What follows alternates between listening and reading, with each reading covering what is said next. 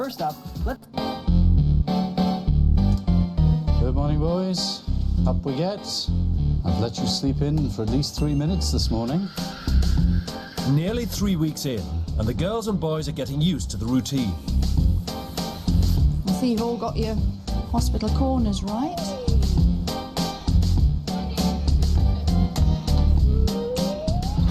But kippers are still a step too far.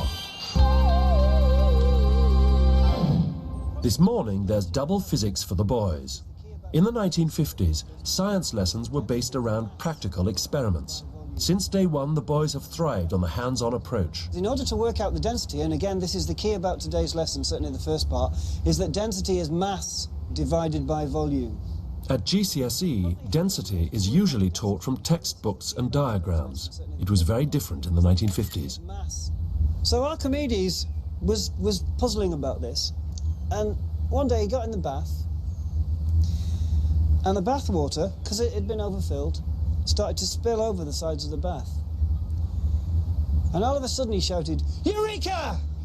It was because he'd realized that the way that you can measure the volume of something which you can't work out the volume of is by what we call displacement. Instead of sticking to the theory, Dr. Wilde has devised a simple experiment to capture the boys' imagination. Using the fattest and thinnest boys in the class, he's going to demonstrate Archimedes' principle. Right, go on then, Zach. In you get. Very slowly. Now you've got to sort of curl yourself down into the water, and you've got to try and get completely underwater.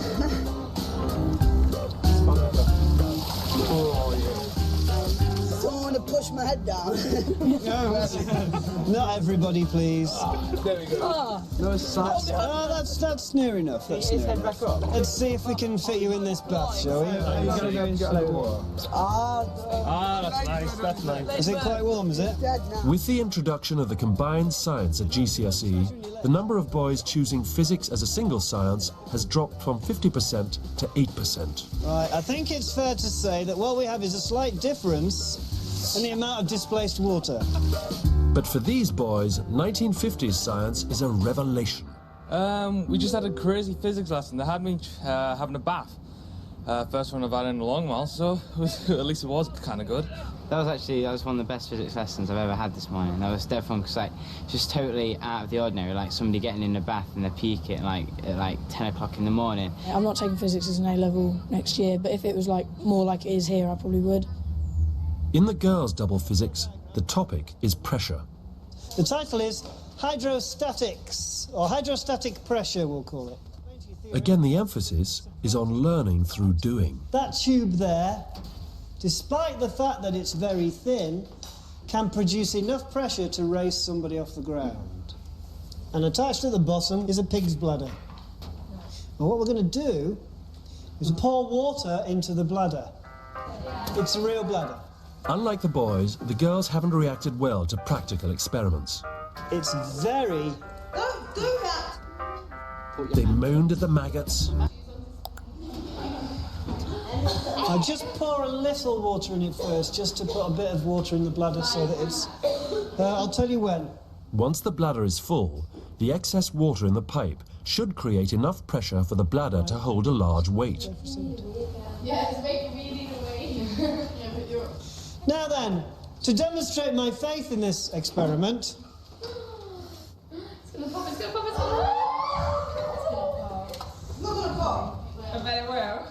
And you can see that I am being held off the ground by the hydrostatic pressure. Yeah, right. Can I do that? The girls initially keep their distance, but before long, their curiosity gets the better of them. Who would like to walk the hydrostatic plank? Okay. Corinne, walk the hydrostatic plank. It is all squishing out the carpet straight back. Yeah, well, there is a valve in there which has a limit to...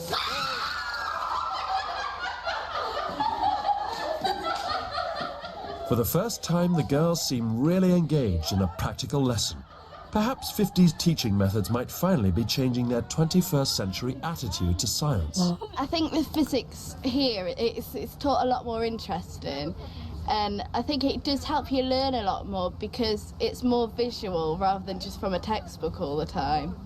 Since I've been here, I've done about 5 or 6 experiments at least. We've cut up a rabbit, we've done the eyeball dissection, we did the bladder experiment today. And when you're doing them, you actually remember things because you can kind of put images to the words that you've learned, and it kind of all stays in your head. It's definitely made me enjoy science a lot more.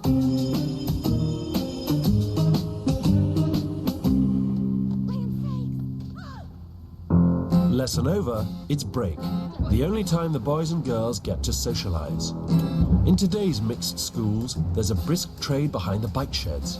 But back in the 1950s, romance was a no-no. Vicar's daughter Vicky Buxton and school rebel Scott Peters have been fraternising since week 1. We have a very firm rule in this school called the 6-inch rule, which means that boys and girls are not allowed to go within 6 inches of each other. To enforce the rule, Mr. Williams regularly patrols the grounds at break time. This side of Gilroy, Jessica, where I can see you.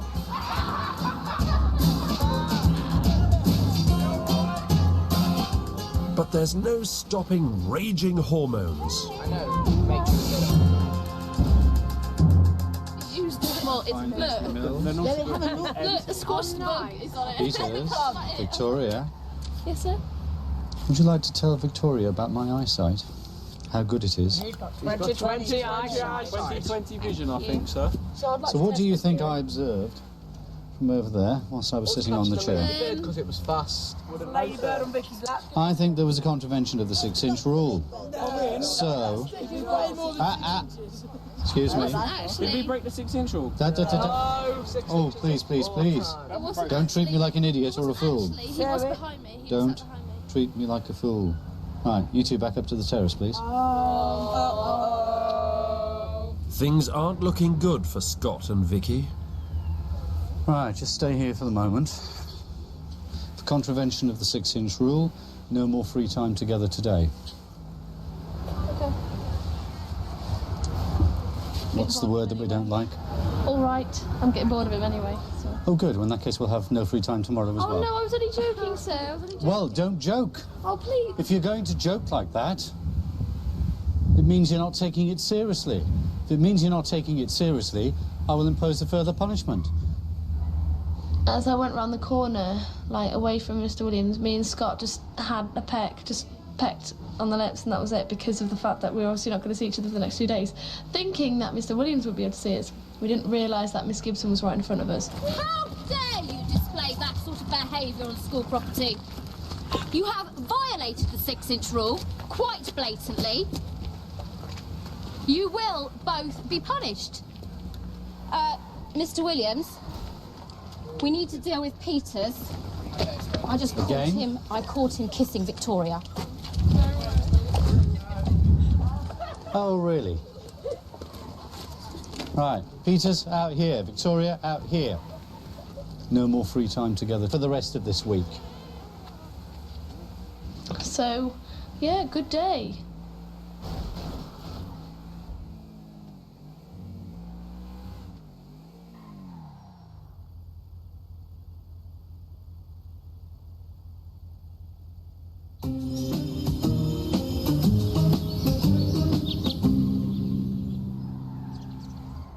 In just 7 days, the pupils will sit their 1950s O-level exams in a range of subjects, including English. Put your hand up if you think you can tell me why it is important that you should memorise poetry. Victoria. Because if a boy wants to woo a girl, then it's best. That's not why it's important. Sit down. In order to get anywhere in their O-levels, the girls must be able to quote large chunks of text. So each has been given a different poem, which they must memorise and recite to the class. There's some last-minute cramming amongst the girls, but sneaky Amy is resorting to the age-old writing on the hand trick. First up is Kayleigh. She's reciting London by William Blake. Easy enough. Perhaps not. How the chimney sweepers cry in every black... Sorry, I don't know. Oh, sit down, Kayleigh. Learning by heart is a far cry from what these 21st century girls are used to. In GCSE English, students can take annotated text into their exams. Half a league, half a league, half a league onward, all in the Valley of Death for over 600. I do know it. Sit down. I wandered lowly as a cloud, on high over down hills. Sit down. Next up is Amy. She should know by now that nothing gets past Miss Gibson's beady eye. Stand with your hands behind your back. Do you think I was born yesterday? Put your hands behind your back.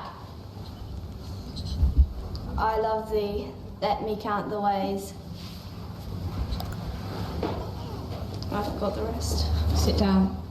Demerit for trying to cheat. It shows a great weakness of character. Are you aware, ladies? The memory is a muscle that needs exercising.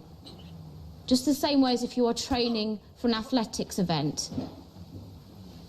The reason we learn poetry is not just because it sounds nice or it's a nice thing to be able to recite at family gatherings. It exercises your memory muscle.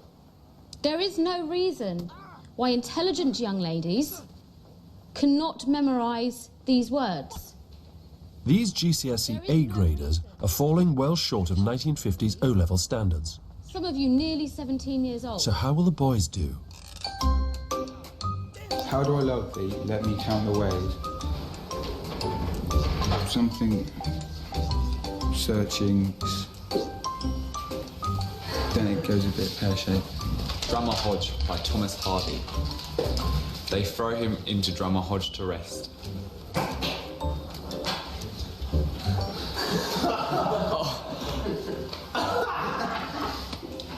I wandered lonely as a cloud, I wandered lonely as a cloud, amongst the vales and hills. All at once I saw a crowd, a host of golden daffodils, beside the lake, beneath the trees, fluttering, dancing in the breeze, continuous as the stars that shine, and float along the Milky Way. The boys' memories are just as feeble as the girls', but at least they can cheat without getting caught. In a sprightly dance. I'm quite good at remembering things, and I've had it so clear in my mind before I went out there, and then when I got there, my mind went blank. I didn't have a clue what I was doing, and I just felt stupid up there. Nobody really managed to remember it because it's quite hard, because we're used to having stuff like anthologies and stuff, or we just refer to it in the exam. A lot of this school's to do with memory. It's like remembering the periodic table, remembering poems, remembering mnemonics and things like that. And in our actual school, no, there was hardly anything to do with that. You'd always be given it, we wouldn't have to remember it.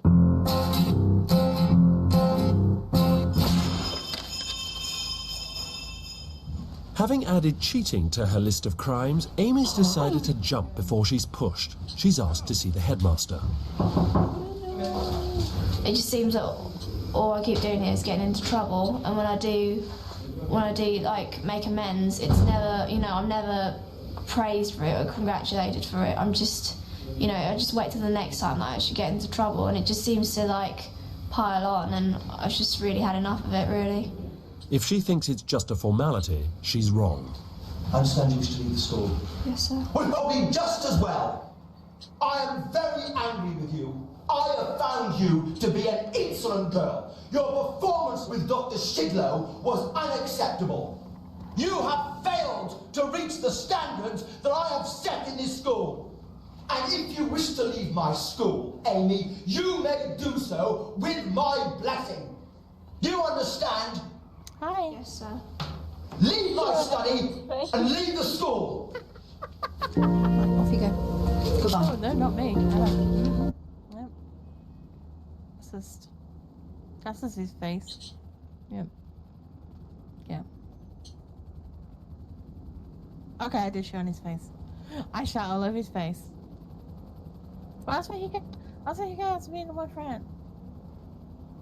He gets pooped on. Dude. Nobody wants that car fixing. Okay, I'm gonna show up shop.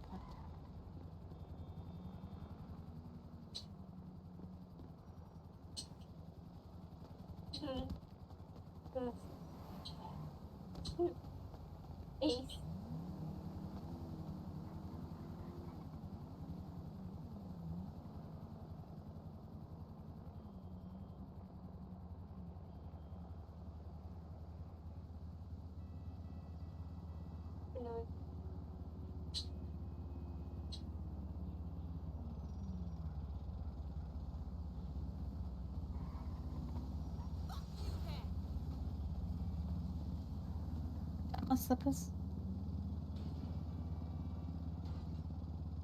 See him? What? See the dude there. No, dude. Oh, the my little slippers look. Hello Kitty.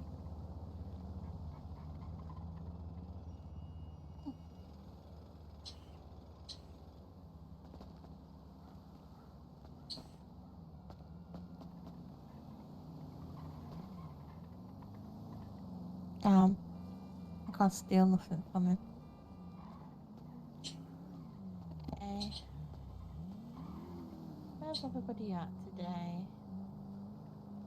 Get my glasses off.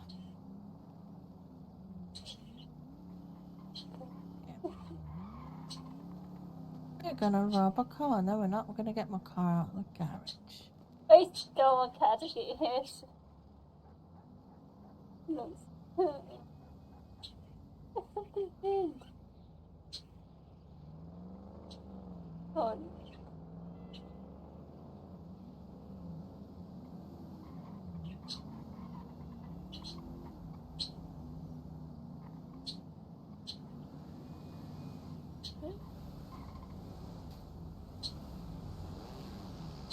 Up here.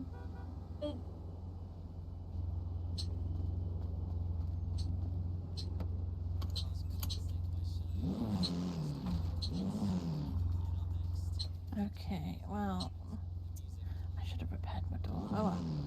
Well, looks like we're gonna go to the bank first. Okay.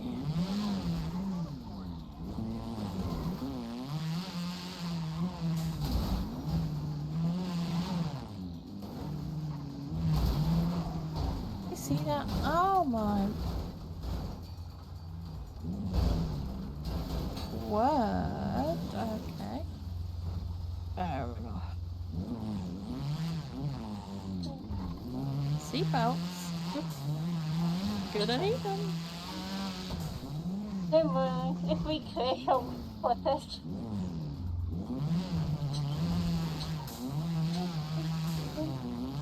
Oh my god.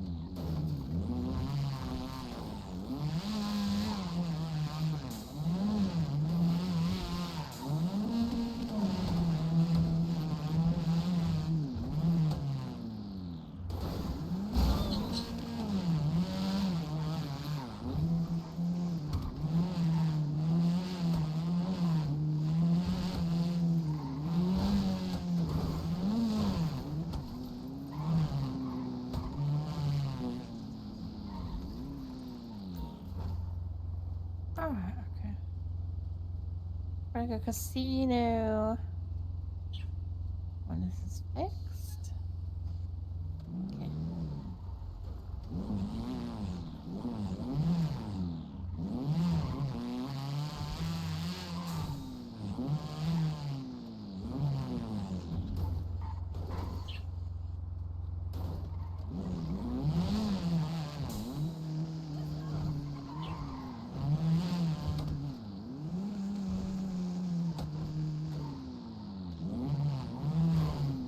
Do you like Disney? Yes. What's your favorite Disney character? Dick. Yeah. I lost it.